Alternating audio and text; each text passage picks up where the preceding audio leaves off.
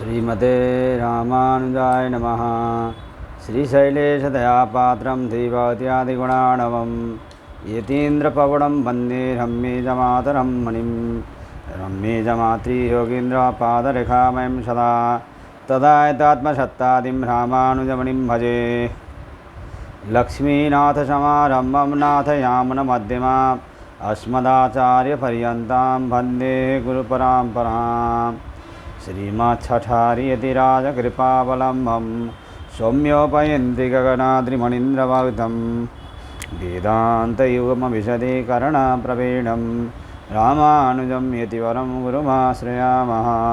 श्रीमद्काश्यपवंशमध्यगगने श्रीचन्द्रपदभाषितं श्रीमद्वेङ्कटनाथसेवनरतं बाणाचलोपासकं श्रीमधुसूदनार्यकृपया सम्प्राप्य मन्त्राधिकं वन्देऽहं बुधवर्यमाधवगुरोः पादारविन्दं सदा।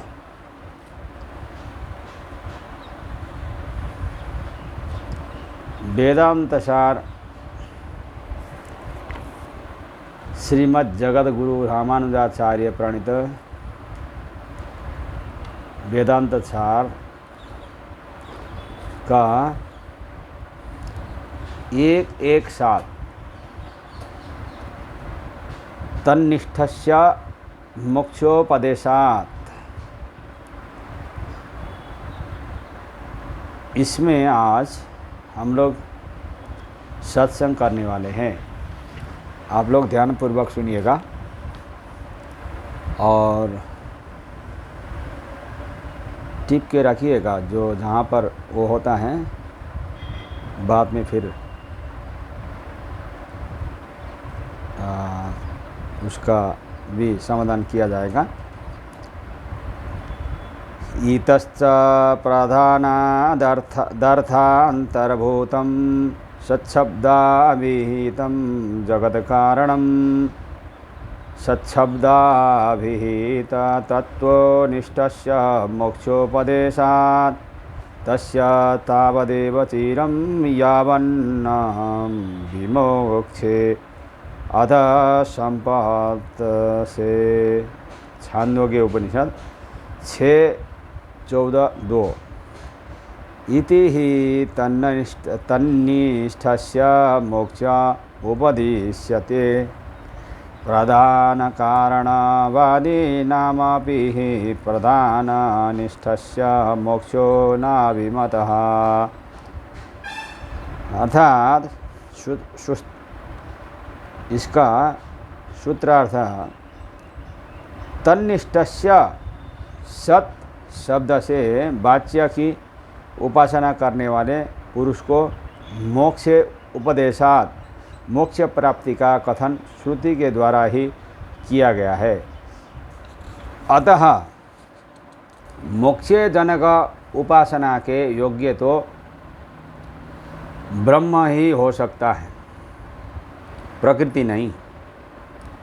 सारार्थ इस सूत्र में बताए जाने वाले कारण से भी प्रधान प्रकृति से अर्थांतरभूत भिन्न ही सत शब्द से कहा गया परब्रह्म ही जगत कारण है।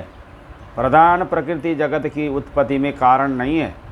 वह कारण यह है कि तत् त्वमसि, तुम सद ब्रह्मात्मक हो।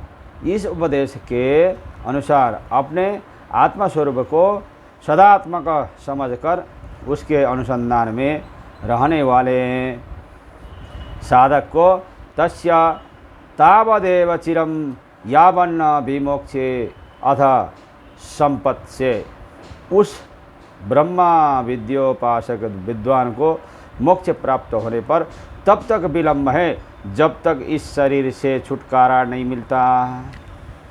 इस शरीर से छुटकारा मिलते ही वह ब्रह्म से संपन्न हो जाता है। इस वाक्य से मोक्ष प्राप्ति फल कहा गया है। प्रकृति निष्ठ साधक को मोक्ष नहीं होता। यह अर्थ प्रधान कारणवादी सांख्यों को भी मान्य है। ब्रह्मनिष्ठ साधक को ही मोक्ष होता है। इससे सिद्ध होता है कि सत्शब्दार्थ ब्रह्म ही है, प्रकृति नहीं। इस प्रकार वेदांत सार में 117 का सूत्र पूरा हो जाता है। अब हम 118 सूत्र में प्रवेश करते हैं। यदि प्रधानमंत्र वीक्षितं तदा तस्य ध्येयत्वादध्येयत्वमुच्यतनात् तदुच्यते मोक्षसाधनतया ध्येयत्वमेवात्रोच्यते तत्त्वमसि श्वेतकेतो इत्यादिना सूत्रार्थ। ध्येयत्व त्याज्य अर्थात मोक्ष के विरोधी के रूप में अनुसंधान न करने योग्य का अवचनात् कथन न होने के कारण भी, अर्थात श्रुति में सत शब्द वाच्य को हेय नहीं बताया गया किंतु प्रकृति को हेय बताया गया है। अतः प्रकृति सत शब्द से वाच्य नहीं है, अपितु परब्रह्म ही है। यदि वहाँ गौण वृत्ति से जगत कारण के रूप में प्रधान अर्थात प्रकृति अभिमत होता, तब तो मोक्ष का विरोधी होने से जगत कारण होते हुए भी उसके त्याज्यत्व होने के कारण अध्येयत्व ध्येयत्व का निषेध किया जाता, किंतु तादृश सत्शब्द वाच्य को आद्य त्याज्य नहीं बताया गया है, अपितु मोक्ष साधन के रूप में ध्येय ही बतलाया गया है। तत्त्वमसि श्वेतकेतो इत्यादि श्रुति से जगत कारण का ध्यायत्व बतलाती है। अतः तादृश जगत कारणत्व को ध्येय के रूप में वर्णन न होकर ध्येय के रूप में वर्णन होने से सिद्ध होता है कि सत शब्दार्थ प्रधान प्रकृति नहीं है, अभी तो परब्रह्म परमात्मा ही जगत कारण है। इस प्रकार से वेदांत सार का 118 सूत्र भी पूरा हो जाता है। फिर बाकी अब 1 घंटा के बाद में फिर सत्संग होगा। जय श्रीमन नारायण।